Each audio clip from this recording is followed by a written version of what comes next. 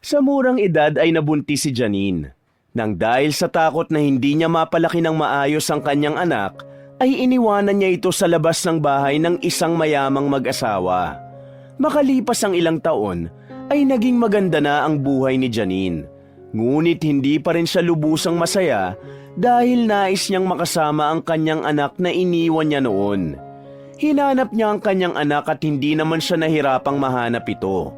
Ngunit dahil sa nahihiya siyang magpakilala rito na siya ang totoo nitong ina, ay isang paraan ang naisip ni Janine.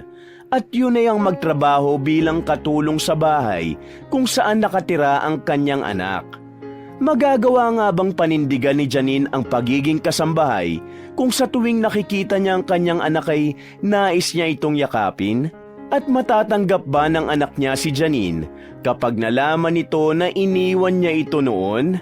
Tunghayan natin ang kapanapanabik na kwentong ito tungkol sa isang batang ina. Gumuho ang mundo ng 16 years old na si Janine nang malaman niya na buntis siya. Ngunit tuluyan yung nawasak nang makarating sa kanyang balita na umalis na ang nobyo niyang si Diego at nagtungo na sa ibang bansa kasama ang buo nitong pamilya. Labis siyang natakot sa kanyang sitwasyon dahil alam niya na magagalit ang kanyang mga magulang sa pagkakabuntis niya sa murang edad. Mahirap ang pamilya ni Janine. Isang labandera ang nanay niya at karpintero ang kanyang ama. 7 silang magkakapatid at lahat sila ay nagsisiksikan sa isang napakaliit na kubo. Mas lalo pang nagpabigat sa loob niya ang katotohanang panganay siya at palaging sinasabi ng nanay niya na kailangan niyang tumulong sa mga ito kapag nagkaroon na siya ng trabaho. Mas pinili ni Janine na itago sa lahat ang dinadala niya. Ngunit nang unti-unti nang lumalaki ang tiyan niya, ay doon na siya nagdesisyon na umalis sa kanilang bahay.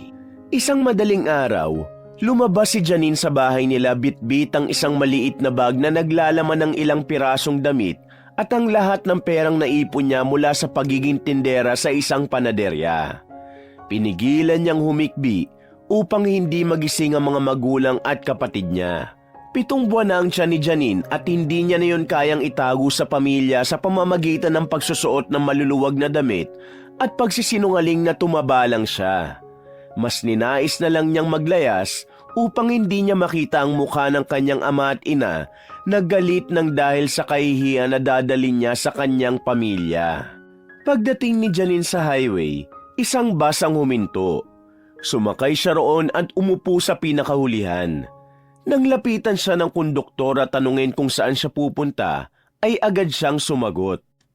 Sa Makati po. Mahinang sabi ni Janine sabay abot ng pamasahe. Sa pag-andar ng bus ay bumuhos ang luha ni Janine.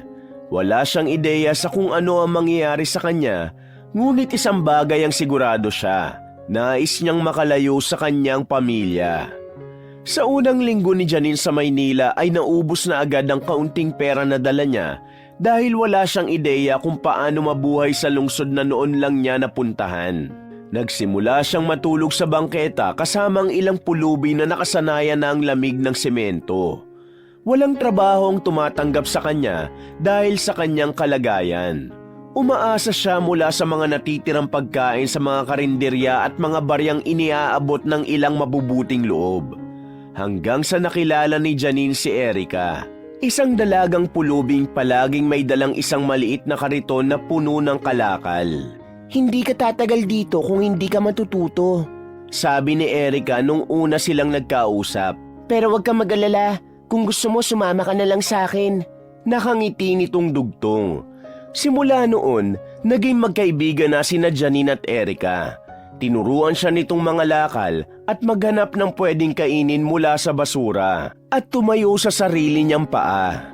Isang gabi, kabuwanan na ni Janine. Nagbabadya ang malakas na ulan nang naramdaman ni Janine ang matinding pananakit ng tiyan. Nasa ilalim sila ng isang lumang tulay at si Erica ang unang nakapansin sa kalagayan niya. Ano nangyayari sa'yo, Janine? Parang kahit sinong pintor hindi maipipintay ang mukha mo. Natatawang wika ni Erica. Kaninang umaga pa kasi sumasakit ang tiyan ko. Humihilab tapos nawawala, tapos bumabalik na naman. Nakangiwing tugo ni Janine. Diyos ko, kaninang umaga ka pa yata nagle-labor, Janine. Manganganak ka na. Sigaw ni Erica at mabilis nitong hinanda mga basahan at ilang plastik bilang pansamantalang banig. Nagsimula nang bumuhos ang malakas na ulan. Ang tunog ng mga patak ng tubig sa semento ay tila sumasabay sa malakas na pagsigaw ni Janine habang siya ay nanganganak. Kaya mo yan, Janine. Huminga ka ng malalim. Umirig ka lang. Natatarantang wika ni Erica. Matapos ang ilang minuto ng paghihirap, sa wakas ay narinig nila ang iyak ng isang sanggol.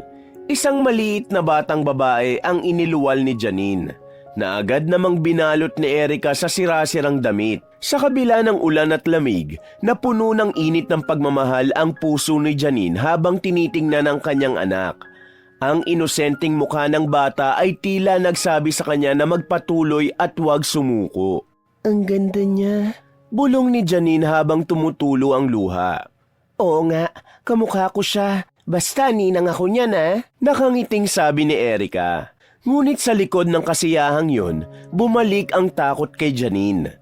Wala siyang kakayahang alagaan ng sanggol at alam niyang hindi magiging maganda ang buhay nito kung sa kanya ito lalaki. Sa ilalim ng manipis na trapal na itinayo ni Erica bilang pansamantalang silungan, yakap-yakap ni Janine ang kanyang sanggol na mahimbing na natutulog. Ngunit sa bawat mahina nitong iyak, parang sinasakal ang puso niya ng pangambang hindi niya kayang alisin. Alam niyang gutom na ang bata. Ngunit wala siyang maibigay na gatas. Walang kakayahan ng katawan niya na tugunan ang pangangailangan ng kanyang anak. Erica, anong gagawin ko? Walang gatas na lumalabas sa akin. Tanong ni Janine sa nanginginig na boses. Hindi ko rin alam. Hindi pa naman ako nagbubuntis eh. Pero huwag ka mag-alala. May natitira pa akong barya sa kinita ko sa kalakal kanina. Bibili ako ng gatas. Dito ka lang ha. Maging si Erica ay taranta na rin. Ngunit dahil kulang ang pera ni Erica para makabili ng gatas at feeding bottle, kaya kahit masakit ang katawan mula sa panganganak, naglakad si Janine sa kalsada habang karga ang kanyang anak upang mamalimos. Iilan lamang ang nag-abot ng barya at karamihan ay hindi siya pinapansin. Ang ilan ay tinitingnan pa siya ng may panghuhusga, pero hindi yon alintana ni Janine. Mas mahalaga ang kaligtasan ng kanyang anak kaysa sa dignidad niyang matagal nang nawala sa kanya. Pagbalik nila sa ilalim ng tulay, binuksan ni Erica ang maliit na pakete ng gatas na nabili nila mula sa nalikom nilang pera at tinimpla yon sa feeding bottle at saka pinadede sa sanggol. Sa wakas suminto ng anak ni Janine sa pag-iyak. Kahit papano ay nakaramdam si Janine ng kasiyahan at kaunting kapayapaan. Janine, ano nga palang ipapangalan mo sa baby mo? Siguro Angel, kasi siya ang angel natin eh. O kaya Veronica, para tunog mayaman na may 100 ektaryang lupa. Pumalakpak pa si Erica habang nakatingin sa sanggol. Hindi agad nakasagot si Janine. Tinignan niya ang kanyang anak na mahimbing na natutulog sa kanyang bisig. Sandaling naglaro sa isip niya mga pangalang minsan niyang pinangarap para sa magiging anak niya. Ngunit mabilis ding naglaho ang mga ito dahil tinabunan niyo ng bigat ng realidad. Hindi ko na siya kailangan bigyan ng pangalan. Mahinang sagot ni Janine. Anong hindi na kailangan? Lahat ng baby kailangan ng pangalan. Naguguluhang tura ni Erica. Hindi na kailangan.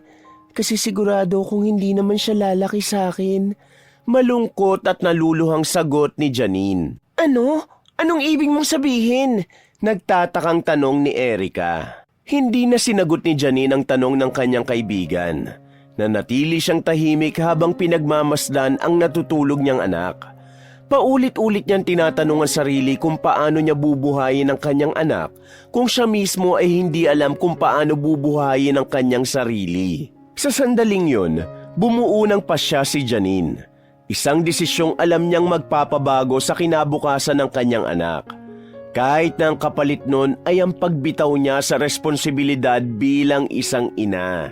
Isang umaga, nagpaalam kay Janine si Erica na mangangalakal ito. Tumangulang si Janine habang karga ang anak niyang mahimbing na natutulog. Pagkaalis ni Erica, tiningnan ni Janine ang sanggol na nasa kanyang mga bisig.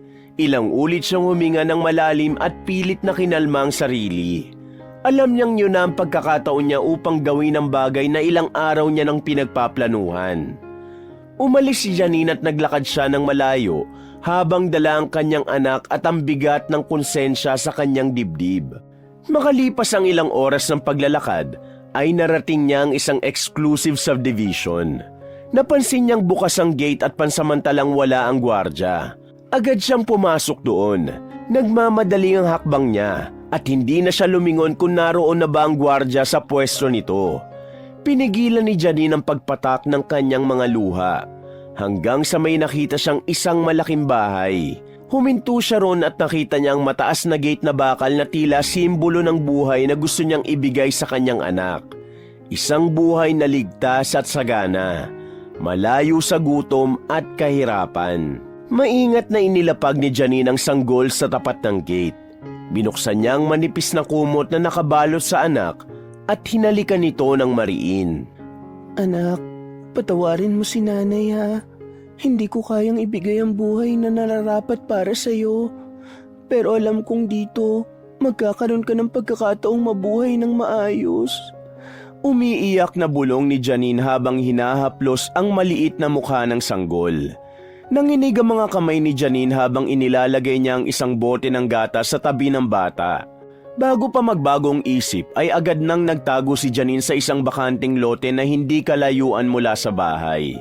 Nagtago siya sa likod ng malalaking halaman habang pilit na pinigilan ng sarili na bumalik at kunin ang anak.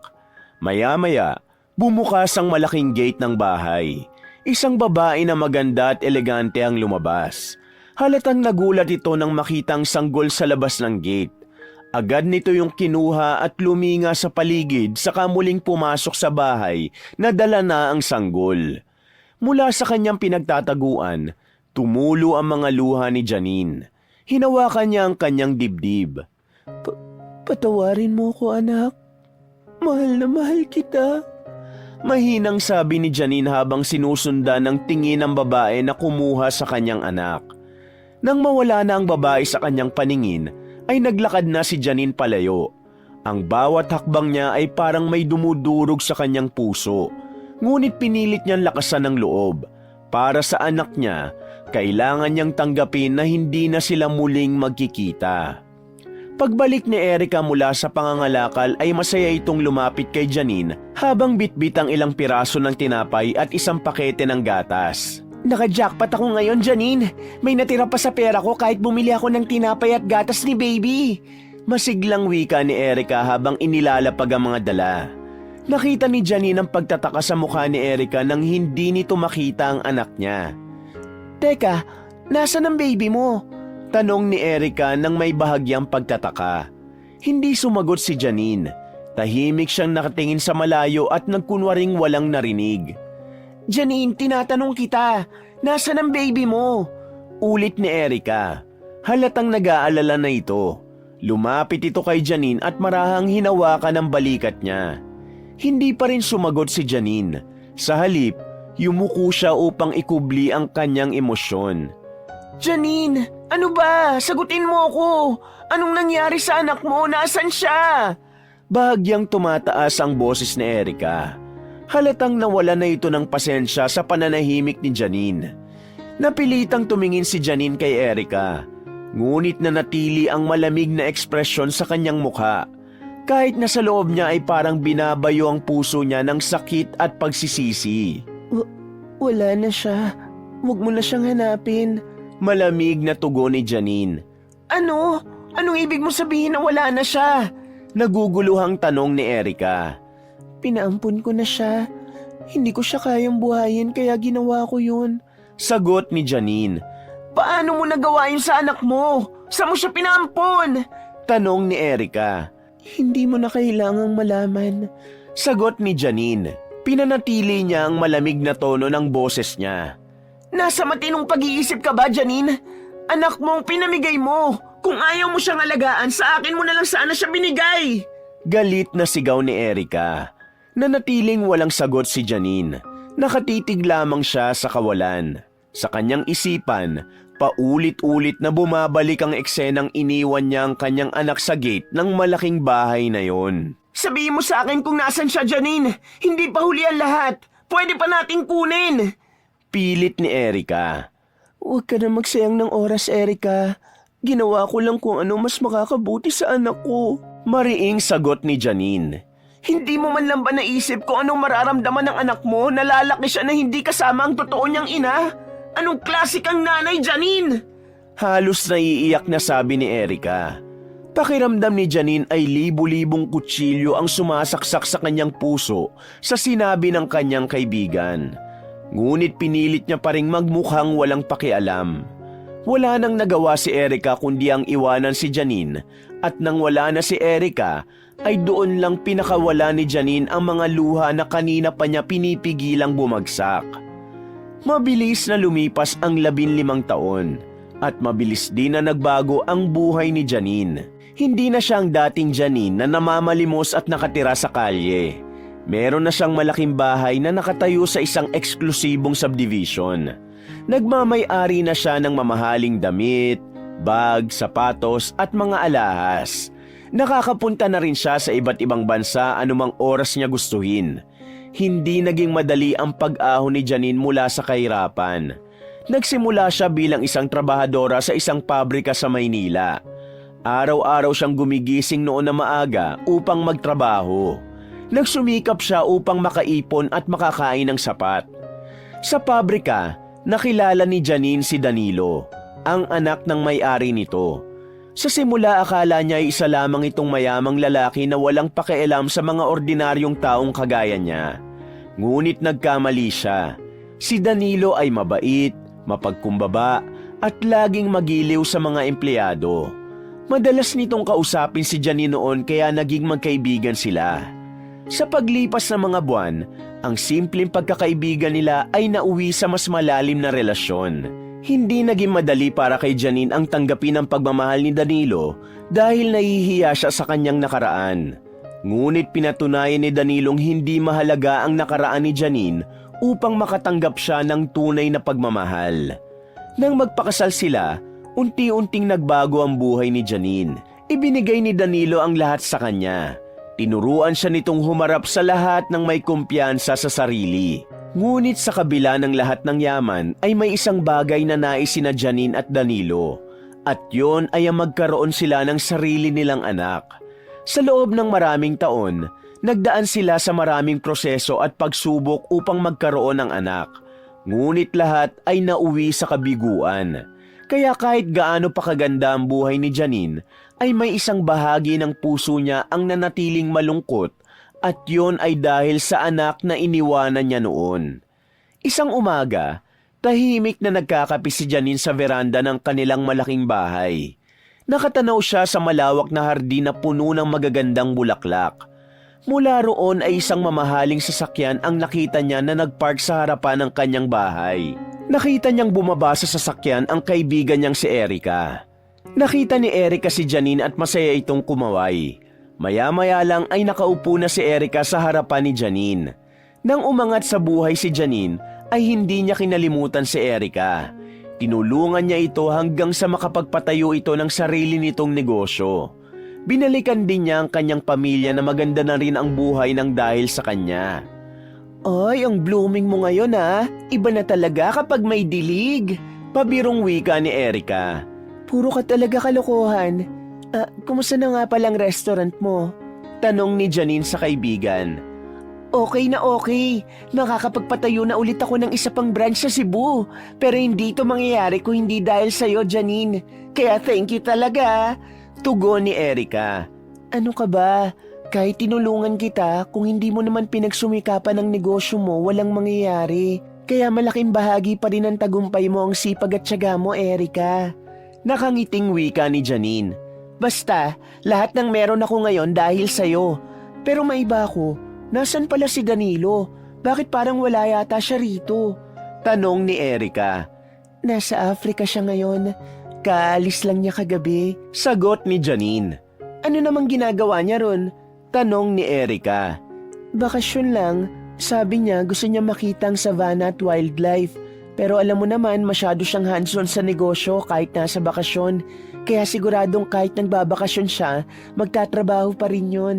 Sagot ni Janine sabay buntong hininga. Napatitig si Erica kay Janine ng matagal. Maya-maya ay bigla itong nagtanong. Janine, parang malungkot ka. May problema ka ba? Isang malalim na paghinga ang pinakawalan ni Janine bago siya muling sumagot. Naalala ko ang anak ko, Erica. Pakiramdam niya ay may kung anong bumara sa lalamunan niya nang sabihin niya yon. Hanggang ngayon pala'y naaalala mo pa rin siya. Malungkot na wika ni Erica. Araw-araw ko siyang naiisip. Palagi ko siyang naaalala. Lalo na ngayon na hindi kami nagkakaroon ng anak ni Danilo. Baka ito na ang karma ko. Dahil iniwan ko siya, hindi na ako binigyan ng pagkakataon ng Diyos na magkaanak ulit. Naluluhang wika ni Janine. Hinawakan ni Erica ang kamay ni Janine. Janine, hindi pa huli ang lahat para itama mo ang lahat. Bakit hindi mo siya hanapin? Mayaman ka naman na ngayon at may kakayahan kang alagaan siya kung gugustuhin mo. Magiging maganda na ang buhay niya sa'yo. Suhestyon ni Erica. Umiling si Janine. Hindi ko kayang gawin yun, Erica. Paano kung galit siya sa akin? Paano kung hindi niya ako matanggap bilang ina dahil sa ginawa ko sa kanya? Nahihiya ako sa ginawa ko noon sa kanya. Nakayukong wika niya. Hindi mo malalaman kung hindi mo susubukan. Kung mahal mo talaga ang anak mo, gagawin mong lahat para makilala ka niya. Sagot ni Erica. Sana nga ganun kadali. Wika ni Janine habang walang tigil ang pagpatak ng kanyang mga luha. Hindi talaga magiging madali ang lahat. Pero ikaw ang nanay niya at kahit iniwanan mo siya nun, may karapatan ka pa rin sa kanya. At kung ano man ang sasabihin niya o maging reaksyon niya kapag nakilala ka niya, tanggapin mo na lang. Payo ni Erica kay Janine. Nagtagal pa ang usapan nila hanggang sa kahit paano'y nabawasan ang bigat ng loob ni Janine. Alam niyang may punto si Erica. Pero alam din niyang hindi magiging madali ang hakbang na yon. Nang umalis na si Erica ay nakita ni Janine ang kanyang refleksyon sa malaking salamin sa sala. Ang babaeng nakita niya ay masaya sa panlabas, ngunit may puwang pa rin sa loob ng puso. Sa sandaling yun, hindi napigilan ni Janine ang isipin ng anak na iniwan niya. Umaasa siyang muli pa rin silang magsasama upang maiparamdam niya rito ang pagmamahal ng isang tunay na ina. Magdamag ng pinag-isipan ni Janine kung hahanapin niya ang kanyang anak. Nang magising siya kinaumagahan, ay pumasok na lang sa isip niya na yun na ang tamang panahon para magkita sila. Naghanap agad siya ng isang private investigator at hindi naman siya nahirapan. Hindi na nag-aksaya ng oras si Janine at nagpunta siya agad sa opisina ng private investigator na kanyang nakausap sa telepono. Doon ay ibinigay ni Janine sa private investigator ang lugar kung saan niya iniwan ang kanyang anak. Nangako kay Janine ang private investigator na gagawin nito ng mabilis ang trabaho nito. Makaraan ng isang linggo, muling nagkita si Janine at ang private investigator. Inabot nito kay Janine ang isang makapal na envelope. Mrs. Ramirez, good news. Bungad ng private investigator. Ang anak niyo ay legal ng inampun ng mag-asawang Alicia at Luis Avellino. Nakatira pa rin sila sa parehong bahay kung saan mo siya iniwan noon. Hindi nakapagsalita si Janine. Humigpit ang hawak niya sa envelope habang nakikinig sa bawat sinasabi ng private investigator. Crystal ang pangalan ng anak mo. Nag-aaral siya sa isang exclusive private school. Nakita ko naman na maayos ang buhay niya. Pero base sa mga nakalap kong impormasyon, mukhang kulang siya sa atensyon mula sa mga magulang at palagi siyang may ginagawang hindi maganda sa school. Pagpapatuloy ng private investigator. Bahagyang bumigat ang dibdib ni Janine. Ang isang bahagi nito ay masaya dahil ligtas at maayos ang buhay ng anak niya. Ngunit ang kaisipang kulang ito sa pagmamahal ay nagdulot ng matinding kirot sa kanyang puso. Kinabukasan, nagpunta si Janine sa subdivision kung saan niya iniwan noon ang kanyang anak. Habang nagmamaneho, bumalik sa kanya ang alaala ng araw na iniwan niya ang kanyang anak sa lugar na yon. Tumigil siya sa tapat ng malaking bahay. Mula sa loob ng kotse, sinilip niya ang mataas na gate na hindi nagbago. Maya-maya ay biglang bumukas ang gate at lumabas ang isang itim na kotse. Agad niyang naisipang sundan yon. Habang sinusundan ng kotse ay mabilis ang tibok ng puso ni Janine.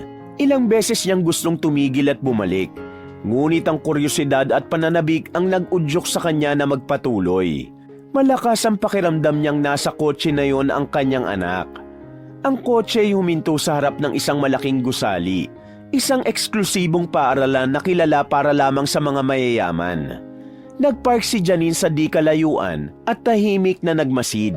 Mula sa kotse na kanyang sinundan ay bumaba ang isang babaeng nakasuot ng school uniform. Ang buhok nito ay maayos na nakapusod at ang katawan nito ay balingkinitan. Sa tansya niya, ito ay nasa edad na 15 taon.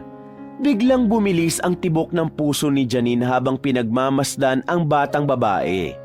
Hindi niya maipaliwanag, ngunit alam niya sa kanyang puso, yun ang kanyang anak.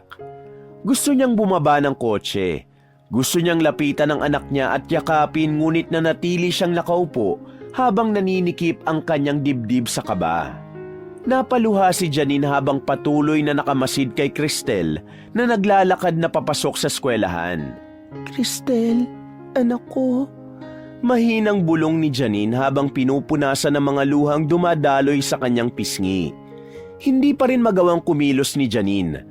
Ang bigat ng nakaraan at ang takot sa kung paano siya tatanggapin ng anak niya ang pumigil sa kanya na lapitan ito at magpakilala na siya ang totoo nitong ina.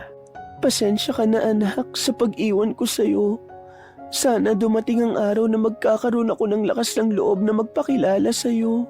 Bulong ni Janine at pinaandar niya na paalis ang kanyang sasakyan. Sa kabila ng lungkot ni Janine ay lamang pa rin ang kanyang kasiyahan dahil nakita niya na ang kanyang anak makalipas ang napakahabang panahon. Nagkaroon siya ng kaunting pag-asa na magagawa pa niyang itama ang mga naging pagkakamali niya noon. Mula nung makita ni Janine si Cristel ay hindi na ito naalis sa kanyang isipan. Tuwing pipikit siya, ang mukha ng batang babae ang sumisilip sa kanyang alaala. Ang paraan ng paglalakad nito, ang inosenteng ngiti, at ang lukso ng dugo na kanyang naramdaman. Isang gabi, nagkita sina Janine at Erica sa isang coffee shop sa Tagaytay. Madalas nila yung gawin para makapag-usap sila at makapag-bonding na rin. Kumusta ka na, Janine? Ano nang bagong balita sa'yo? Tanong ni Erica. Tumingin si Janine sa kanyang kaibigan. Nagkaroon siya ng pagdadalawang isip kung sasabihin niya ba ritong nahanap niya na ang kanyang anak. Naku, hindi ko gusto yan tingin mo sa akin ha. Ano, may problema ba? Tanong ni Erica. Nakita ko na siya. Tura ni Janine. Sino? Tanong ni Erica. Si Cristel, ang anak ko. Nagpatulong ako sa isang private investigator. Doon pa rin pala siya nakatira sa bahay kung saan ko siya iniwan. Tugon ni Janine. Talaga? Oh, anong nangyari sa pagkikita nyo? Anong sabi niya? Sinabi mo bang ako ang una niyang ninang?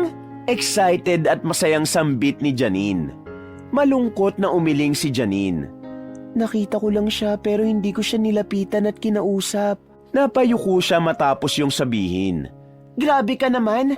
Ilang taon mong hindi nakasama ang anak mo tapos hindi mo man lang kinausap? Irap ni Erica. Hindi ko kaya, Erica. Nahihiya ako. Baka magalit siya sa akin. Baka itaboy niya lang ako. Malungkot na wika ni Janine. Janine, ikaw ang totoo niyang nanay. May karapatan kang lumapit sa kanya. Ano namang masama kung subukan mo? Ani Erica. Sandali nga. Ano nga ulit pangalan ng anak mo? Cristel, di ba? Tanong ng kanyang kaibigan. Oo, Cristel Avellino. Tugon ni Janine. Sandali lang. Sagot ni Erica sabay kuha ng cellphone nito. Pagkaraan ng ilang segundo, ngumiti si Erica at pinakita kay Janine ang profile ni Cristel sa isang social media app. Ang ganda pala ng anak mo, Janine. Kamukha mo. Sabi ni Erica habang pinapakita ang screen ng cellphone nito. Nagpatuloy si Erica sa pagtingin ng account ni Cristel. Habang nag-i-scroll si Erica, napansin nito ang isang post mula sa account ni Alicia Avellino, ang umampon kay Cristel. Janine, tignan mo to oh. Naghahanap yung nanay, yung hindi totoong nanay ni Cristel ng yaya para kay Cristel. Bongga ha? Mayaman talaga sila. Sabi ni Erica. Napatitig si Janine sa post na yon. Biglang nagliwanag ang kanyang mukha nang may umusbong na ideya sa kanyang utak. Erika, alam ko na ang gagawin ko. Nakangiting sambit ni Janine. Gagawin saan? Tanong ni Erika habang nakakunot ang noo. Para mapalapit ako sa anak ko, magiging yaya ako ni Cristel. Tugon ni Janine. Malakas na tumawa si Erika pero agad din itong tumigil nang mapansin ang seryosong ekspresyon ni Janine. Nagbibiro ka lang, di ba? Tanong nito. Hindi ako nagbibiro. Mag-a-apply ako bilang yaya niya. Seryosong sagot ni Janine. Janine, ano ka ba? Seryoso ka talaga? Mayaman ka na. Bakit mo kailangan gawin yan? Parang hindi na bagay sa'yo. Hindi makapaniwalang wika ni Erika. Hindi mo naiintindihan, Erika. Gusto ko lang mapalapit sa anak ko sa paraan na maaalagaan ko siya, pero hindi niya malalaman na ako ang totoo niyang ina. Sagot ni Janine. Naku, bahala ka nga. Kung yan ang trip mo, support na lang ako sa'yo. Natatawa at naiiling na sambit ni Erika. Agad na sinimula ni Janine ang paghahanda para sa pag-a-apply niya bilang yaya ng sarili niyang anak. Sa loob ng kanyang malaking kwarto ay abala si Janine sa paglalabas ng mga mumurahing damit mula sa isang paper bag. Kinuha niya ang isang simpleng blouse at lumang palda na binili niya sa ukay-ukay kanina lang. Ang mga yun ay malayong malayo sa mga mamahaling damit na karaniwan niyang sinusuot. Hindi ako pwedeng magmukhang mayaman. Mahinang bulong niya sa sarili habang iniinspeksyon ang mga damit.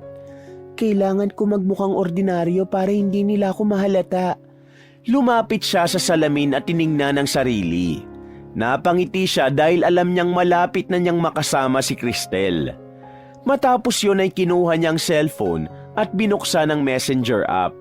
Natagpuan niya ang profile ni Alicia Avellino. Agad siyang nag-type ng mensahe dito na nakita niya ang post nito at interesado siyang mag-apply bilang yaya ng anak nito. Pinindot niya ang send button at naghintay ng reply. Hindi pa man lumilipas ang 5 minuto ay tumunog na ang cellphone ni Janine. Kinabahan siya nang makita na tumatawag si Alicia. Mabilis niyang sinagot ang tawag. Hello, ikaw ba yung nag-a-apply na yaya? Tanong ni Alicia mula sa kabilang linya. Opo, Ma'am Alicia, ako po yun.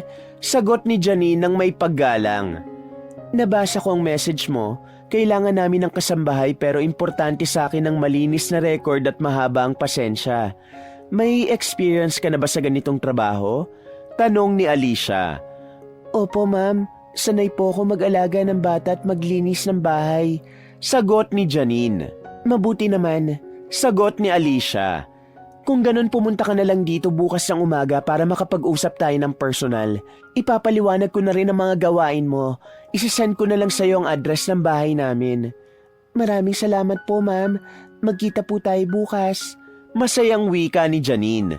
Matapos ang tawag, napabuntong hininga siya. Ang kaba niya ay biglang napalitan ng kasiyahan dahil talagang malapit niya nang makilala si Cristel. Cristel, anak. Malapit na tayong magkita. Mahinahong bulong ni Janine. Nang sumunod na araw ay nagtungo na si Janine sa bahay ni na Alicia. Suot ang simpleng puting blouse at lumang palda. Bumaba si Janine mula sa taxi sa harap ng malaking gate ng bahay ni na Alicia. Tiningnan niya ang engranding tahanan at napalunok. Pilit niyang kinalma ang sarili dahil sa kinakabahan siya. Nag-doorbell siya at makalipas ang ilang sandali ay binuksan niyo ng kasambahay. Matapos niyang magpakilala sa kasambahay ay pinapasok na siya nito at anito ay kanina pa siya hinihintay ni Alicia. Pinaupo muna si Janine ng kasambahay sa may sala. Maya-maya ay lumabas si Alicia mula sa dining area na nakasuot ng eleganting kaswal na damit. Maaliwalas ang mukha nito at may ngiti habang naglalakad papalapit kay Janine. Mabilis na tumayo si Janine. Ikaw si Janine, tama? Tanong ni Alicia. Opo, Ma'am Alicia. Sagot ni Janine at bahagyang yumuko bilang respeto. Maupo ka. Anyaya ni Alicia. Pag-usapan natin ang trabaho mo. Umupo si Janine ng maayos habang ang kabang kanina pa niya nararamdaman ay bahagyang naibsan dahil naramdaman niyang mabait si Alicia. Ganito ang magiging trabaho mo. Ang pangunahing tungkulin mo ay ang mag-alaga kay Cristel. Ikaw ang personal na yaya niya. Ikaw ang maghahatid sa kanya sa school tuwing umaga, hihintayin siya habang nasa school siya, at maghahatid pabalik dito sa bahay. Panimula ni Alicia. Kaya ko po yun, ma'am. Nakangiting sagot ni Janine. Sa gitna ng kanilang pag-uusap, ay biglang may bumaba mula sa hagdan. Si Cristel na nakasuot ng malinis na school uniform at may bitbit na bag. Halos tumigil ang mundo ni Janine nang makita ang kanyang anak ng malapitan. Cristel, halika rito, tawag ni Alicia. Naglakad si Cristel palapit, pero halata sa mukha nito ang pagkairita. Ano na naman, Mami? Tanong nito. Ipapakilala ko lang ang bago mong yaya, Cristel, si Janine. Siya mag-aalaga sa iyo mula ngayon. Ani Alicia. Tiningnan ni Cristel si Janine mula ulo hanggang paa. Hindi magtatagal yan. Kagaya lang din siya ng mga naging yaya ko before. Malamig nitong sabi bago tumalikod at naglakad palabas ng bahay. Halos sumikip ang dibdib ni Janine sa narinig. Gusto niyang yakapin ang anak at ipaliwanag ang lahat. Pero pinigilan niya ang sarili. Tiningnan niya si Cristel habang naglalakad palayo. Pasensya ka na kay Cristel ha, sabi ni Alicia at bahagyang natawa. Ganyan talaga yon, pero kapag nakilala ka na niya, sigurado ako magbabago rin siya. Ayos lang po ma'am, nauunawaan ko po. Tugon ni Janine sabay ngiti. Tumango si Alicia at muling ngumiti. Kung ganon, maaari ka na magsimula bukas ng umaga. Maraming salamat po, sagot ni Janine. Habang palabas ng bahay, pilit na pinigilan ni Janine ang kanyang luha. Sa kabila ng masungit na pagtanggap ni Cristel, alam niyang yun na ang simula ng pagkakataon niyang bumawi rito at maalagaan ito. Kinagabihan, bumalik agad si Janine sa bahay ni na Alicia dala ang isang bag na naglalaman ng kanyang mga damit at ilang personal na gamit. Dinala siya ni Alicia sa magiging kwarto niya. Katabi lang yun ang silid ni Cristel at merong isang pinto na nagkokonekta sa kwarto nito at sa kwarto niya. Yun ay upang kapag kailangan si Cristel ay madali itong makakapunta kay Janine. Kinaumagahan, maagang nagising si Janine sa tunog ng alarm clock sa maliit na bedside table sa kanyang kwarto. Pinagmasdan niya sandali ang paligid ng kanyang simpleng kwarto. May malinis na kama, maliit na aparador at isang pintong nagkokonekta sa kwarto ni Cristel. Lumapit siya sa connecting door at dahan-dahang kumatok. Cristel, gising na. Kailangan na natin maganda para sa school. Tawag niya sa malumanay na boses. Walang sagot. Napabuntong hininga si Janine bago marahang binuksan ang pinto. Nakita niya si Cristel na nakabaluktot sa ilalim ng kumot. Lumapit siya at marahang inaplos ang braso ng kanyang anak. Cristel, kailangan mo nang gumising. Papasok ka pa sa school. Gising ni Janine. Ano ba? Ang aga-aga pa eh. Reklamo ni Cristel at padabog na bumangon. Hindi tumingin si Cristel kay Janine at diretso itong naglakad papasok sa banyo. Ire-ready ko ng breakfast mo sa baba habang naliligo ka ha, sabi ni Janine sabay ngiti. Pagkatapos ng agahan, sumakay na sina Janine at Cristel sa kotse kasama ang personal driver ni Cristel. Naupo si Cristel sa likod at naging abala agad ito sa cellphone habang si Janine ay nasa tabi nito. Kapag may pagkakataon ay sinusulya pa ni Janine ang kanyang anak dahil hindi siya makapaniwalang kasama niya na ito makalipas ang 15 taon. Pagdating sa school, bumaba si Cristel na hindi man lang lumingon kay Janine. Tiningnan ni Janine ang anak habang naglalakad yun palayo. Sanayan lang yan, Janine. Ganyan talaga si Cristel pero mabait naman yun. Tura ng driver kay Janine. Ngumiti si Janine at nagpaalam sa driver na sa labas ng school na lang siya maghihintay kay Cristel. Lumabas siya ng kotse at naglakad-lakad malapit sa school gate. Naghanap siya ng masisilungan habang hinihintay ang oras ng uwian ni Cristel. Makalipas ang ilang oras ng paghihintay ni Janine, ay lumabas na si Cristel mula sa school kasama ang mga kaibigan nito. Agad itong sumakay sa kotse kaya sinundan agad ito ni Janine doon. Kumusta ang school, Cristel? Tanong ni Janine nang magkatabi na sila sa likod ng sasakyan. Hindi sumagot si Cristel. Bagkus ay naglagay ito ng earphone sa tenga at ipinaramdam sa kanyang hindi ito interesado na makipag-usap sa kanya. Araw ng Sabado, walang pasok sa school si Cristel kaya inisip ni Janine na maghapon niyang makakasama ang anak sa bahay. Habang nasa kusina siya at nakikipagkwentuhan sa isang kasambahay na si Olga, ay dumating si Alicia na nakabihis na maganda. May hawak itong cellphone at mukhang nagmamadali. Janine, may biglaan akong business meeting mamaya. Hindi ko na masasamahan si Crystal sa mall. Ikaw na lang ang sumama sa kanya, ha? Bili ni Alicia. Opo, Ma'am Alicia. Sagot ni Janine. Paalis na ako ngayon. Huwag ka na magbihis. Ikaw na ang bahala mag-explain sa kanya. Kailangan ko na talagang umalis eh. Ani Alicia at tumalikod na ito para umalis. Nauna nang sumakay si Janine sa sasakyan. Doon na niya hinintay si Cristel. Ilang sandali lang ay bumukas ang pinto at bumungad si Cristel. Bumaka sa mukha nito ang gulat nang makita si Janine. Oh, akala ko si Mami ang kasama ko. Anong ginagawa mo rito? Iritableng tanong ni Cristel. May biglaan siyang meeting, kaya ako na lang munang sasama sa'yo. May nahong sagot ni Janine. Hindi sumagot si Cristel at sumakay na ito. Nang umaandar na ang sasakyan, ay nagsimulang kausapin ni Janine si Cristel. Cristel, naalala ko lang, nung unang kita mo sa akin, sabi mo hindi ako magtatagal. Bakit mo nasabi yon? Tanong ni Janine. Walang sagot na nakuha si Janine. Nanatiling walang imik si Cristel na parang wala itong narinig. Hindi pa rin sumuko si Janine. Kumusta naman ang mami at daddy mo? Mabait ba sila sa'yo? Tanong ni Janine. Ate Janine, kasama ba sa trabaho mo magtanong na magtanong?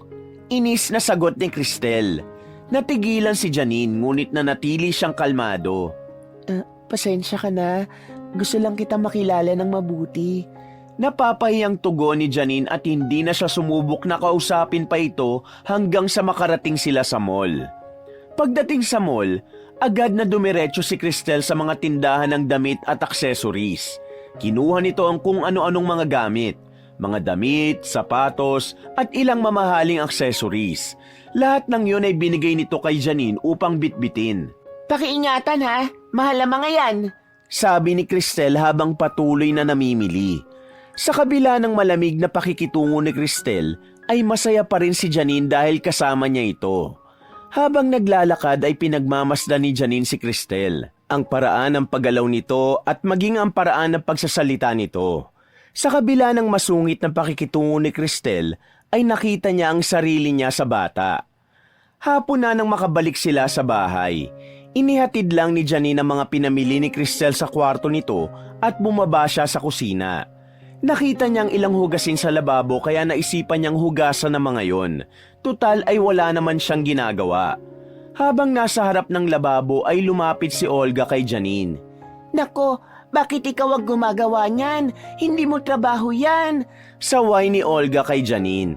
Okay lang Ate Olga, wala naman akong ginagawa eh. Nagkulong na naman kasi si Crystal sa kwarto niya. Nakangiting tugon ni Janine. Ikaw talaga, kumusta naman ang ilang araw mo bilang yaya ni Crystal? Tanong ni Olga sabay lagay ng kamay sa bewang. Okay naman Ate Olga, pero parang mahirap yata pakisamahan si Crystal. Sagot ni Janine nang may bahid ng pag-aalala sa boses. Tumawa si Olga ng mahina. Nako, sanay na ako sa batang yun. Talagang pasaway si Crystal. Paanong pasaway?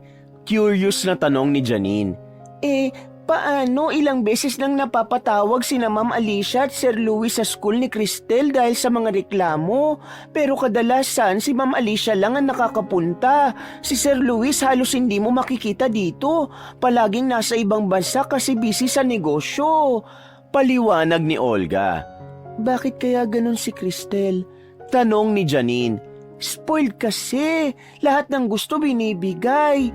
Pero sa totoo lang, Janine, baka kaya ganun si Crystal ay dahil kulang siya sa atensyon ng mga magulang niya. Sagot ni Olga sabay buntong hininga. Palaging busy sina Ma'am at Sir. Wala talagang oras para tutukan yung bata. Kaya lumaki siyang, alam mo na. Tumango si Janine. May naramdaman siyang kirot sa dibdib habang iniisip ang sitwasyon ng anak. Kaya pala ganun. Masungit po ba talaga siya sa lahat? Tanong niya.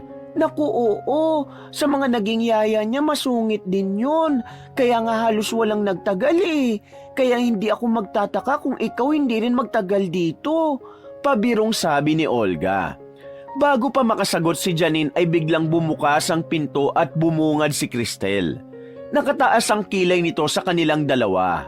Narinig ko ang pangalan ko. Pinag-uusapan niyo ba ako? Hindi kayo binabayaran dito para magchismisan, ha? Mataray na sabi ni Cristel. Cristel, hindi ka naman namin pinagchichismisan. Nagkukwentuhan lang kami. Kalmadong sagot ni Janine. Whatever! Mataray na sagot ni Cristel bago padabog na umalis. Mas lalong nalungkot si Janine para sa anak niya. Sa kabila ng magandang buhay ni Cristel ay malinaw na may kulang dito. Ang pagmamahal at atensyon na dapat natatanggap nito mula sa mga tumayong magulang nito. Isang hapon, sa labas ng school ni Cristel ay tahimik na nakaupo si Janine sa mahabang bangko sa ilalim ng puno ng akasya. Ilang oras na rin siyang naroon habang inaabangan ang paglabas ni Cristel. Maya-maya ay natanong niya na si Cristel na naglalakad palabas ng paaralan. Napansin niyang hindi ito nag-iisa. Kasama nito ang isang binatilyong estudyante na mestizo at matangkad. Nang makita siya ni Cristel ay lumapit ito sa kanya kasama ang lalaking estudyante. Mauna ka nang umuwi, Ate Janine. May pupuntahan kami ng boyfriend ko. Sabi ni Cristel. Naniga si Janine. Ang salitang boyfriend ay nagbigay ng bigat sa kanyang dibdib na parang isang malaking bato. Para bang bumalik siya sa kanyang nakaraan nung halos nasa edad pa siya ng kanyang anak. Cristel, hindi pwede. Kailangan na nating umuwi. Baka hanapin ka ng mami mo kung hindi kita kasamang umuwi. Tutol ni Janine. For sure, wala pa si mami pag uwi ko. Saka hindi mo ba naintindihan? Sinabi ko nang mauna ka na. May lakad kami ni Josh. Sabi ni Cristel sabay irap. Hindi pwede, makinig ka sa akin. Madiing sabi ni Janine. Bakit ka ba nakikialam? Saka bakit mo ako pinagbabawalan? Nanay ba kita? Bulyaw ni Cristel kay Janine. Parang tumigil ang mundo ni Janine sa mga salitang yon. Ang bawat salita ni Cristel ay parang kutsilyong paulit-ulit na tumatama sa kanyang puso. Gusto niyang isigaw ang katotohanan. Gusto niyang yakapin ang anak at ipaliwanag ang lahat. Ngunit hindi niya nagawa. Hindi na hinintay ni Cristel na magsalita pa si Janine. Sumakay na ito sa isang motorsiklo na minamaneho ng lalaki na sinabi nitong boyfriend nito. Hindi na nagawa pang pigilan ni Janine ang dalawa nang umarangkada na ang motorsiklo palayo. Naiwang nakatayo si Janine at wala siyang nagawa kundi panoorin ang papalayong si Cristel. Hindi na niya napigilan ang lumuha. Cristel, sana alam mo kung gaano kita gustong protektahan. Ayokong maranasan mong pinagdaanan ko. Ayokong magkamali ka tulad ko. Bulong ni Janine. Gabi na ngunit wala pa si Cristel sa bahay. Nakaupo si Janine sa gilid ng sopa sa sala habang si Alicia ay palakad-lakad. Hawak nito ang cellphone at paulit-ulit na tinatawagan si Cristel, ngunit ayon dito ay hindi nito makontak ang anak nito. Diyos ko, ano na naman bang kalokohan ang ginawa ng batang yon? Puno ng pag-aalalang tura ni Alicia. Tumigil ito sa paglalakad at humarap kay Janine.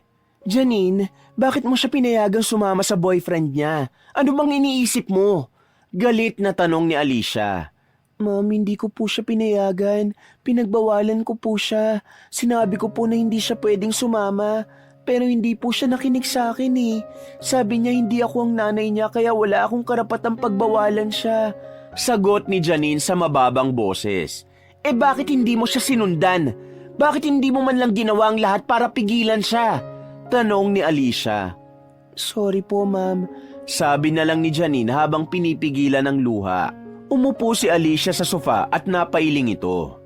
Napakapasaway talaga ng batang yun. Janine, paano kung may masamang mangyari kay Cristel? Wala akong tiwala sa Diyos na yun nung una pa lang. Paano kung... Hindi na tinapos ni Alicia ang sasabihin at napabuntong hininga na lang ito. Sa sandaling yun ay hindi na iwasan ni Janine na sisihin ang sarili. Alam niya rin kung nag-aalala si Alicia kay Cristel, ay sigurado siyang mas matindi ang pag-aalala niya dahil siya ang tunay na ina nito. Patuloy nilang sinubukang tawagan si Cristel, ngunit naka-off na ang cellphone nito. Ang buong bahay ay nabalot ng takot at pag-aalala para kay Cristel. 11:00 na ng gabi pero hindi pa rin umuwi si Cristel. Sa kwarto ni Janine ay hindi siya mapakali. Minuminuto niyang sinusubukang tawagan si Cristel. Nagbabaka sakali siyang makakausap niya ito ngunit bigo pa rin siya. Halos mabaliw na siya sa pag-aalala. Kung ano-ano nang hindi magagandang senaryo ang tumatakbo sa utak niya na pilit niyang inaalis. Sa gitna ng pag-aalala, biglang tumunog ang cellphone ni Janine. Agad niya yung kinuha at nakita ang pangalan ni Cristel sa screen. Kulang na lang ay tumalo ng puso niya sa sobrang saya. Cristel, sa wakas tumawag ka rin. Nasaan ka ba? Nag-aalala kaming lahat sa'yo. Halos maiyak na bungad ni Janine sa tawag ng anak. Ate Janine, pwede mo ba ako sunduin? Humahagulgol na tanong ni Cristel sa kabilang linya. Bakit ka umiiyak ha? Nasaan ka? Nanginginig sa kaba na boses ni Janine. Nasa labas ako ng convenience store sa tapat ng Aurora Street. Sagot ni Cristel sa pagitan ng mga hikbi. Sandali, tatawagan ko mami mo para masabihan ko siya. Tura ni Janine. Lalabas na sana siya ng kwarto upang puntahan si Alicia nang muling magsalita si Cristel. Wag! Mariing putol ni Cristel. Ayoko malaman ni mami ang nangyari sa akin. Gusto ko ikaw lang ang sumundo sa akin. Dugtong pa nito. Okay, sige. Pupunta na ako dyan. Huwag kang aalis kung nasan ka ha. Mabilis na wika ni Janine at naputol na ang tawag. Dali-daling nagbihis si Janine at nagbadaling lumabas ng bahay. Wala siyang kotse, kaya kinailangan niyang mag-commute. Habang nasa biyahe, hindi maalis sa isip niya ang kung anumang nangyari kay Cristel. Hindi maalis ang pag-aalala sa kanya, lalo na't umiiyak si Cristel nang makausap niya yun sa cellphone. Pagdating sa convenience store, agad niyang nakita si Cristel na nakaupo sa isang bangku sa labas. Mukha itong kawawang-kawawa. Magulo ang buhok nito, namumugto ang mga mata at mukhang galing sa matinding pag-iyak. Cristel! Tawag ni Janine at mabilis siyang lumapit sa kanyang anak. Agad na tumayo si Cristel pagkakita kay Janine. Labis na nagulat si Janine nang bigla siyang niyakap ng mahigpit ni Cristel at humagulgul ito ng iyak. Sa kauna-unahang pagkakataon ay nagawa niyang yakapin ang kanyang anak. Labis na ninamnam ni Janine ang sandaling yon. Hinagod ni Janine ang likod ni Cristel. Tahan na, nandito na ako. Uuwi na tayo. Sa bahay na tayo mag-usap. Pagpapakalma niya rito. Tumango si Cristel habang patuloy na nakayakap sa kanya. Sa sandaling yun, pakiramdam ni Janine ay siya na ang pinakamasayang tao sa buong mundo dahil sa wakas ay naramdaman na niya ang init ng yakap ng kanyang nag-iisang anak. Pagdating ni na Janine at Cristel sa bahay, ay tahimik silang pumanik sa ikalawang palapag kung saan naroon ang kwarto ni Cristel. Pagpasok nila sa silid ni Cristel, ay magkatabi silang naupo sa gilid ng malambot na kama. Sandaling katahimikan ang namagitan sa kanila bago nagtanong si Janine. Ano ba talagang nangyari? Bakit ka umiiyak kanina? Pero kung ayaw mong sagutin, okay lang. Si Josh kasi, plano lang naman namin na manood ng sine at kumain sa labas. Ang sabi niya simpleng date lang. Okay naman nung una, masaya. Pero pagkatapos naming manood ng sine, bigla niya sinabi na mag-check-in kami sa isang motel. Tumigil sandali sa pagkukwento si Cristel. Siyempre hindi ako pumayag kasi alam ko kung anong gusto niyang gawin namin. Sinabi ko sa kanya na hindi ko yung gagawin kasi bata pa kami. Tapos anong ginawa niya? Tanong ni Janine. Hinawakan niya ang isang kamay ni Cristel dahil nakita niyang naluluha ito. Nagalit siya. Sinabi niyang boring daw ako, na hindi ko raw siya mahal kasi ayaw kong ibigay ang gusto niya. Tapos ibinaba na lang niya ako kung saan at iniwan. Sa puntong yun ay tuluyan ng umiyak si Cristel. Pinunasan ni Janine ang luha ng kanyang anak gamit ang kamay. Cristel, tama ang ginawa mo. Tama na hindi ka pumayag sa gusto niya. Ipinakita mo na may halaga ka at alam mo ang limitasyon mo. Huwag mo nga hayaang may sino mang pipilitin kang gawin ang ayaw mo. Aniya at matipid siyang ngumiti. Pero bakit ganun? Akala ko mahal niya ako. Pero bakit niya ako pinipilit sa bagay na ayaw ko pang gawin? Tanong ni Cristel. Minsan, hindi porkit sinasabi ng tao na mahal ka nila, totoo na yun. Mahalaga na maging maingat ka sa mga taong pagbibigyan mo ng tiwala. Alam mo ba, may panahon din sa buhay ko na nagtiwala ako sa maling tao. Panimulang wika ni Janine. Nag-angat ng tingin si Cristel. Ano pong nangyari? Tanong nito. Nagkaroon ako ng nobyo nung kabataan ko. Akala ko siya na. Nagtiwala ako. Naniwala ako sa mga pangako niya. Pero nang mabuntis ako, bigla na lang siyang naglaho na parang bula. Iniwan niya ako sa panahon na kailangan ko siya. Malungkot na kwento ni Janine. Kung ganun, may anak ka pala, Ate Janine? Hindi makapaniwalang tanong ni Cristel. Oo, meron. Inaalagaan siya ng nanay ko sa probinsya. Mahal na mahal ko ang anak ko pero dahil sa mga nangyari, kailangan ko magtrabaho dito para suportahan siya. Pagsisinungaling ni Janine kahit ang totoo ay nais na niyang aminin kay Cristel na siya ang totoong ina nito. Ikinwento ko sa iyo ang experience ko kasi gusto kong matutunan mo ang leksyong hindi ko agad natutunan nun. Mas mabuting mag-focus ka muna sa pag-aaral mo. May tamang panahon para sa lahat, pati na sa pag-ibig. Dugtong pa ni Janine. Ate Janine, pwede bang huwag mong sabihin kay mami ang nangyari? Nakikiusap na wika ni Cristel. Oo naman, pangako, sikreto lang natin to. Ngumiti ng malaki si Janine. Oo nga pala ate, sorry kung ang sama-sama ng trato ko sa'yo noon. Ang dami kong nasabi na hindi maganda. Pero ngayon, napagtanto ko na ikaw lang ang nandyan para sa akin. Kahit na sandali pa lang tayong magkakilala. Wika naman ni Cristel. Hindi napigilan ni Janine ang sarili na mapaluha. Niyakap niya si Cristel ng mahigpit. Okay lang, naiintindihan ko ang pinanggagalingan mo. Ang mahalaga, okay na tayo ngayon. Tura ni Janine habang umiiyak. Sa yakap na yon ay mas naramdaman ni Janine ang tunay na koneksyon nila ng kanyang anak. Kinaumagahan, tumulong si Janine sa paghahanda ng almusal. Naroon na si Alicia at si Cristel na lamang ang hinihintay nito. Makalipas ang ilang sandali, ay dumating na si Cristel. Hindi ito makatingin kay Alicia nang umupo ito. Good morning, Mami. Nakayukong bati ni Cristel. Sabihin mo nga, Cristel, bakit napaka-late mong umuwi kagabi? Tinawagan kita pero hindi ka sumasagot. Magsabi ka ng totoo sa akin at ayoko magsisinungaling ka na naman. Mataas ang boses na wika ni Alicia. Hindi nakasagot si Cristel. Tumingin ito kay Janine na parang humihingi ng saklolo sa kanya. Sa pagkakataon na yon ay alam na ni Janine ang kanyang sasabihin. Excuse me po, Ma'am Alicia. Singit ni Janine habang naglalagay ng kape sa harap ni Alicia. Nung tulog na po kayo ay tumawag sa akin si Cristel gamit ang cellphone ng kaibigan niya. May ginawa po silang group project na mga kaklase niya, kaya medyo ginabi po siya. Tumawag naman po siya sa akin para magpasundo. Nagtaas ng kilay si Alicia at tumingin kay Cristel. Group project? Totoo ba yun, Cristel? Akala ko ba si Josh ang kasama mo? Tanong nito. Opo, Mami. Kasama po namin si Josh sa group project. Hindi ko na lang po sinabi kay Ate Janine nang sunduin niya ako kasi gusto ko lang siyang inisin. Nalobat lang po ang phone ko kaya hindi niyo po ako matawagan. Mabilis na sagot ni Cristel. Pinagmasdan muna ni Alicia ang anak na tila sinusuri kung totoo ang sinabi nito.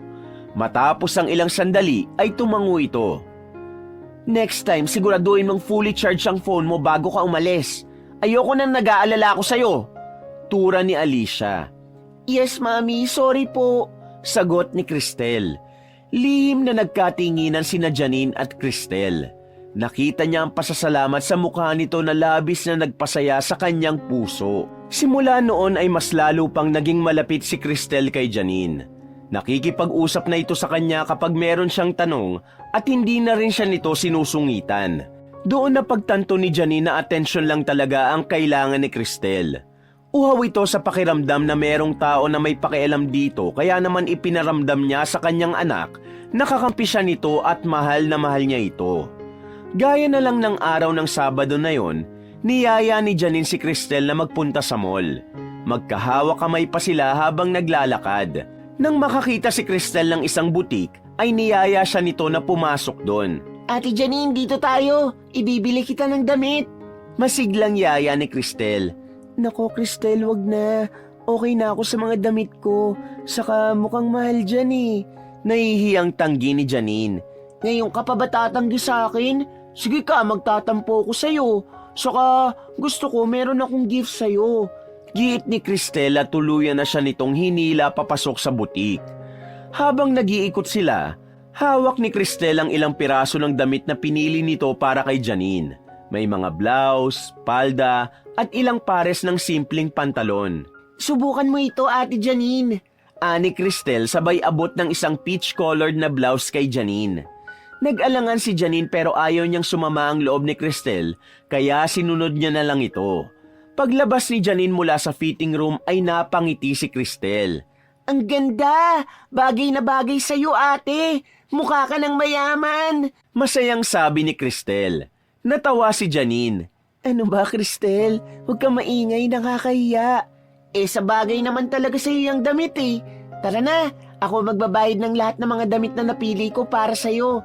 Wika ni Cristel. Pag-uwi nila sa bahay ay naabutan nila si Alicia sa sala habang nakatutok sa laptop. Umangat ang mukha nito at tumingin kina Janine at Cristel. Hawak ni Janine ang ilang shopping bags na naglalaman ng mga damit na binili ni Cristel para sa kanya. Oh, saan kayo galing? Kaya pala wala kayong dalawa, magkasama pala kayo. Tanong ni Alicia. Sa mall po, Mami. Sagot ni Cristel sabay upo sa tabi ni Alicia. At ano naman mga pinamili nyo doon? Usisa ni Alicia. Ibinili ko si Ate Janine ng mga bagong damit.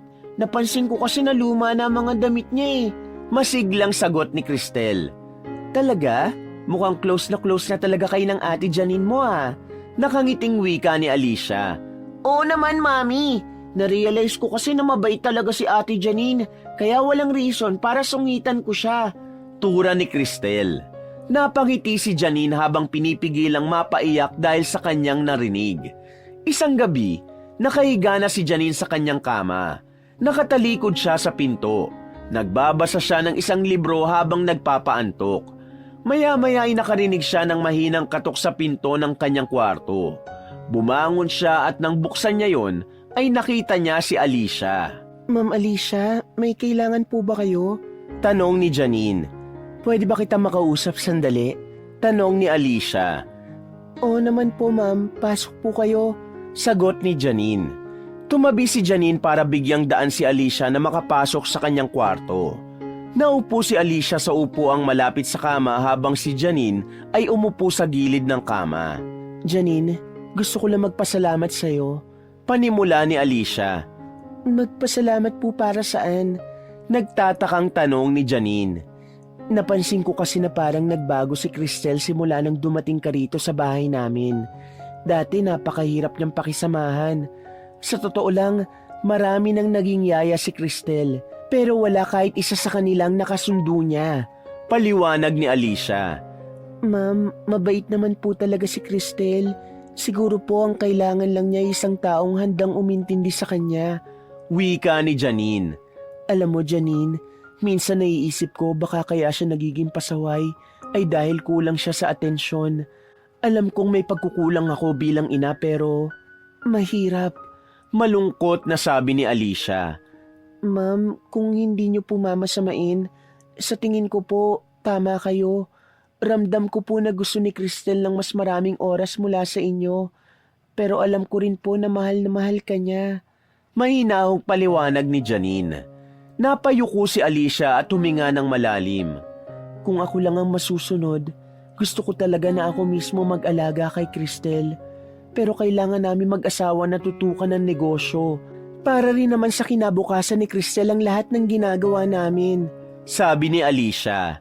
Ma'am, naiintindihan ko po na mahalaga ang negosyo. Pero minsan po ang simpleng oras na magkasama kayo ni Cristel ay napakalaking bagay na po yun para sa kanya. Hindi po kailangang araw-araw, basta maramdaman lang niyang nandyan kayo para sa kanya. Wika ni Janine. Napabuntong hininga si Alicia. Ang hirap, Janine. Ang hirap pagsabayin. Hinawakan ni Janine ang kamay ni Alicia. Kaya niyo po yan. Kahit maliit na pagbabago lang po sa oras niyo, malaking bagay na po yun para kay Cristel. Siguro po kahit sa simpleng dinner o sa kwentuhan bago matulog. Aniya sabay ngiti. Salamat, Janine. Hindi ko akalaing sa'yo ko pa maririnig ang mga ganyang payo. Ang swerte namin na ikaw ang napili namin para maging yaya ni Cristel. Nakangiting sambit ni Alicia. Salamat din po sa tiwala nyo. Parang anak na rin po kasi ang turing ko kay Cristel eh. Masayang tura ni Janine. Tumayo si Alicia at niyakap si Janine. Bagay na bihira nitong gawin. Alam mo Janine, malaki ang utang na loob ko sa'yo. Salamat sa lahat ng ginagawa mo para sa anak ko. Nagpaalam si Alicia matapos nila mag-usap. Naiwan si Janine sa kanyang kwarto. Tahimik ngunit may ngiti sa kanyang labi. Kahit papaano, nagkaroon siya ng pagkakataong makapagbigay ng gabay sa tunay niyang anak at sa ina nito. Isang umaga, nagtungo si Janine sa tapat ng pinto ng silid ni Cristel habang dala niya ang mga bagong tiklop na damit nito. Kumatok siya roon ng marahan. Cristel, nandyan ka ba? Nandito na ang mga damit mo. Tawag ni Janine. Ilang saglit bago bumukas ang pinto ay nakita niyang parang namumutla si Cristel. Pagpasok ni Janine, dumiretso siya sa closet upang ilagay ang mga damit ni Cristel. Habang inaayos ang mga damit, ay may naamoy siyang kakaiba. Parang amoy ng sigarilyo. Saglit siyang tumigil at bumaling kay Cristel na tahimik na nakaupo sa kama. Cristel, may naamoy akong sigarilyo. Naninigarilyo ka ba? Kalmadong tanong ni Janine. Biglang umikot ang mga mata ni Cristel. Ha? Siyempre hindi, Ate Janine. Tanggi nito sabay ngiti. Naglakad-lakad si Janine at napansin niya ang mga abo sa sahig malapit sa bintana. Sigurado ka bang hindi ka naninigarilyo? Ulit ni Janine sa tanong niya. Hindi sumagot si Cristel kaya lumapit na rito si Janine. Sige nga, amuyin ko ang bibig mo. Sabi ni Janine. Ate, ano ba? Protesta ni Cristel. Pero wala itong nagawa nang lumapit si Janine at inamoy niya ang bibig nito. Huwag ka na magsinungaling, Cristel. Amoy sigarilyo ang bibig mo. Seryosong sabi ni Janine. Napatungo si Cristel. Ate, sorry. Sinubukan ko lang kasi sabi ng kaibigan ko masarap daw manigarilyo. Nahihiya nitong sabi. Cristel, hindi totoong kaibigan ang nagtuturo sa'yo ng masamang bagay. Ang totoong kaibigan, iingatan ka at hindi ka iimpluwensya ng masama. Paliwanag ni Janine. Alam mo ba kung gaano kasama ang epekto ng paninigarilyo? Hindi lang sa baga mo, kundi pati na rin sa buong kalusugan mo. At higit sa lahat, hindi mo kailangan ng bisyo para magmukhang cool o para tanggapin ka ng ibang tao. Ate Janine, sorry talaga. Promise, hindi ko na uulitin. Pangako ni Cristel. Siguraduhin mo, Cristel. Ayoko masaktan ng mami mo kung malalaman niya to. Pero dahil nagtitiwala ako sa'yo, hindi ko sasabihin sa kanya. Kapag inulit mo to, pasensyahan tayo. Isusumbong na talaga kita sa mami mo. May himig ng pananakot na sabi ni Janine. Promise ate, hindi na ako magsisigarilyo kahit kailan. Sabi ni Cristel na may kasama pang pagtaas ng kanang kamay. Sige na, lalabas na ako. Field trip mo pa nga pala bukas. Mamayang gabi, ihahanda ko na ang mga dadalin mo. Pagkasabi nun ni Janine ay lumabas na siya ng kwarto ni Cristel. Kinabukasan, maaga pa lang ay abala na si Janine sa pag-check ng mga gamit ni Cristel na dadalhin nito sa field trip. Ate Janine, wag mo nang i-check ang mga gamit ko. Kagabi pa lang, chine-check mo na yan eh. Biro ni Cristel sabay kuha sa bag nito. Sigurado ka ba talaga na ayaw mo kung sumama? Para naman may mag-aalaga sa'yo dun. Tanong ni Janine. Ate, gusto ko naman ma-enjoy kasama ang mga kaibigan ko. Huwag kang mag-alala, okay? Malambing na wika ni Cristel.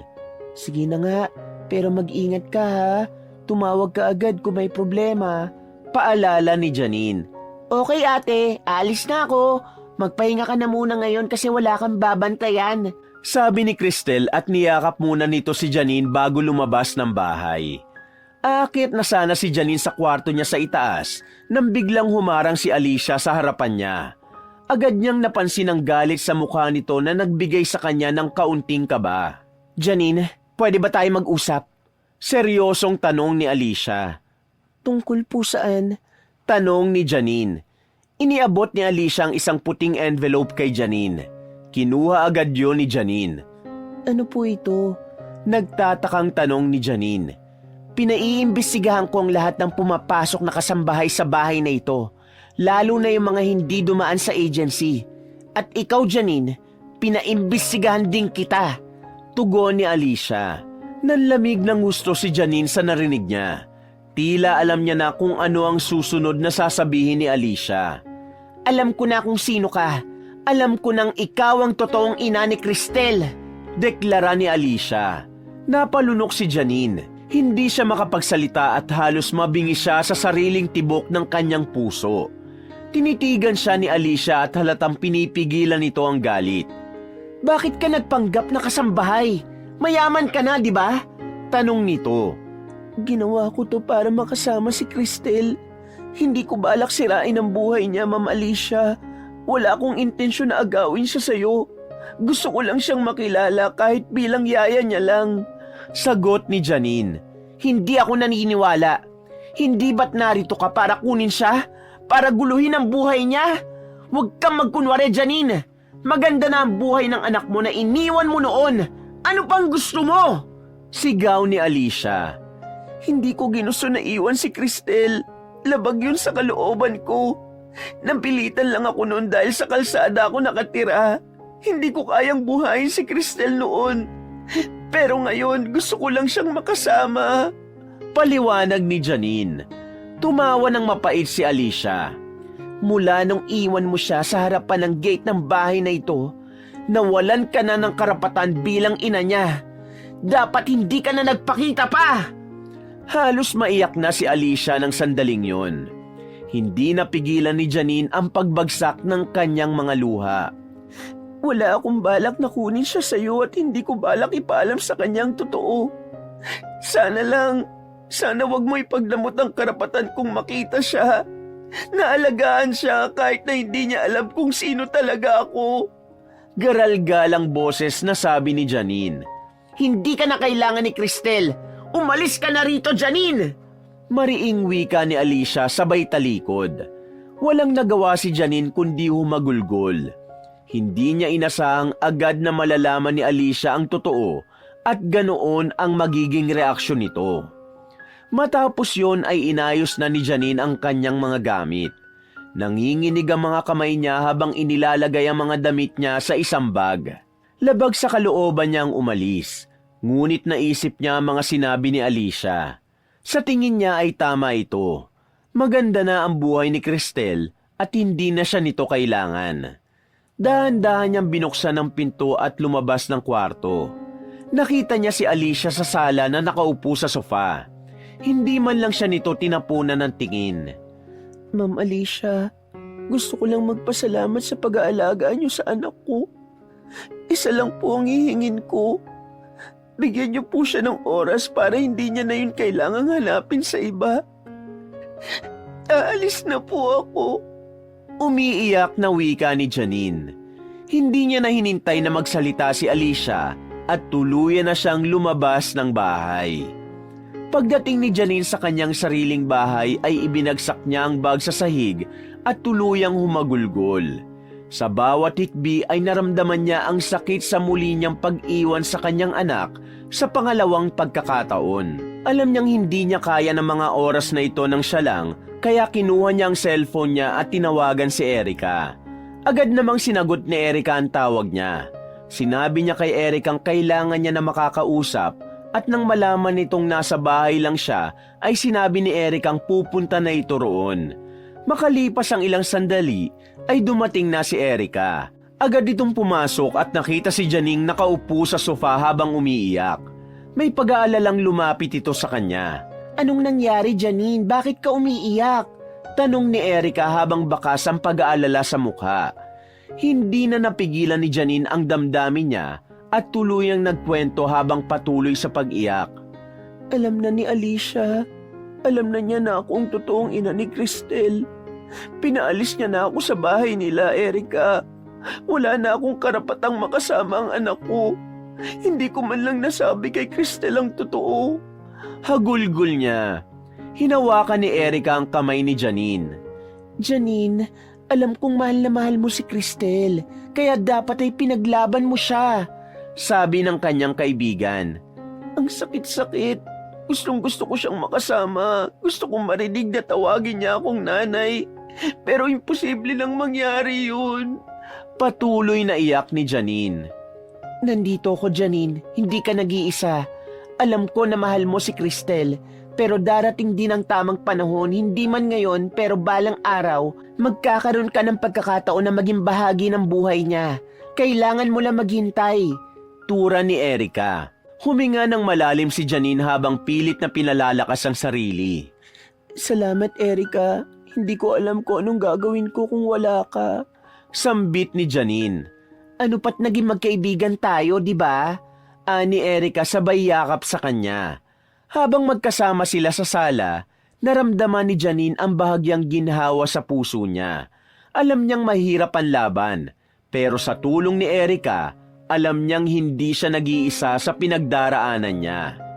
Ilang araw na ang lumipas simula nang umalis si Janine sa bahay ni na Alicia, ay hindi pa rin nabawasan ang kanyang kalungkutan. Mas lalo pa nga yung lumalala dahil nasanay siya na araw-araw niyang nakakasama si Cristel. Isang umaga, nakaupo sa sofa sa may sala si Janine habang nakatulala nang marinig niya ang pagtunog ng doorbell. Hinayaan niya ang kasambahay niya ang magbukas ng gate.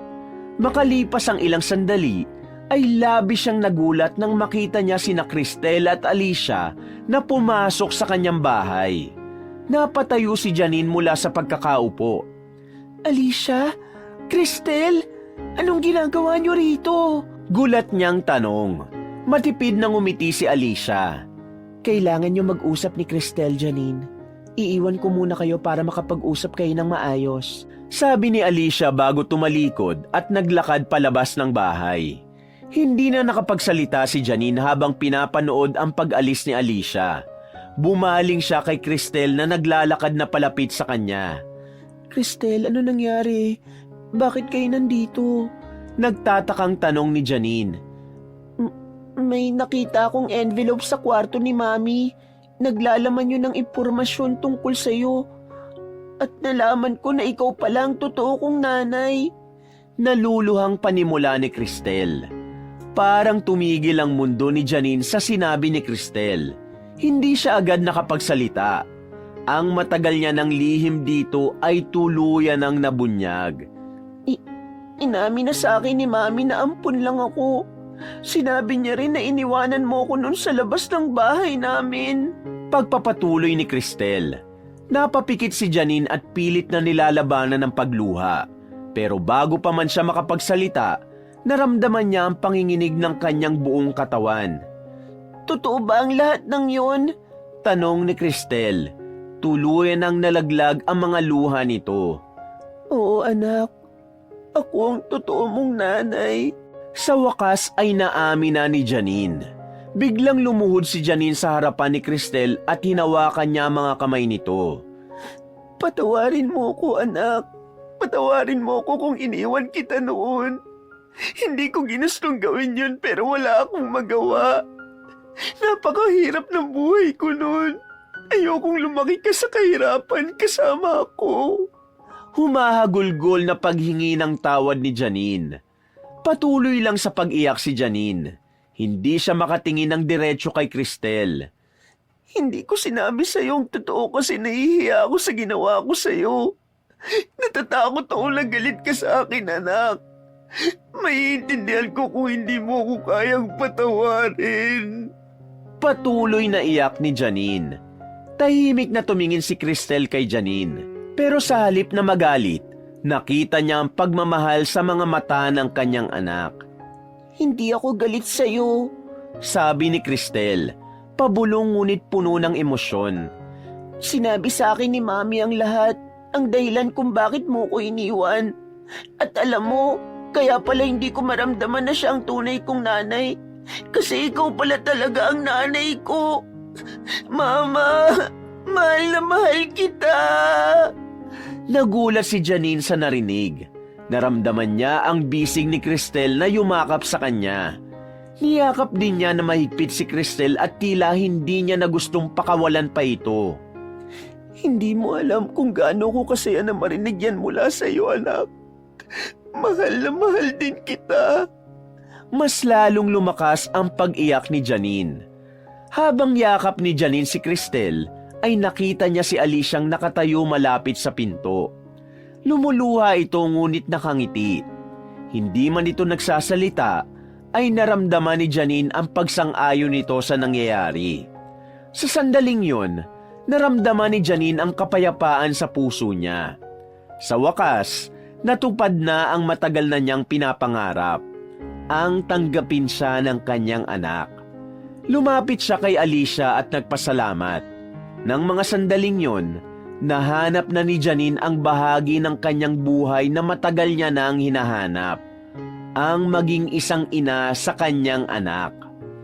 Matapos ang lahat ng yon ay natutunan ni na Janine at Alicia na hindi kailanman magiging hadlang ang nakaraan upang makabuo ng isang pamilyang puno ng pagmamahal at pagkakaintindihan.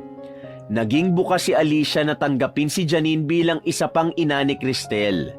At si Janine naman ay labis ang pasasalamat dahil nabigyan siya ng pagkakataong bumawi sa kanyang anak.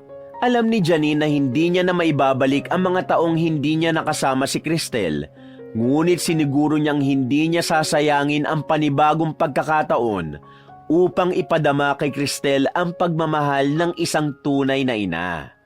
Sa paglipas ng panahon, naging masaya at buo ang kanilang pamilya.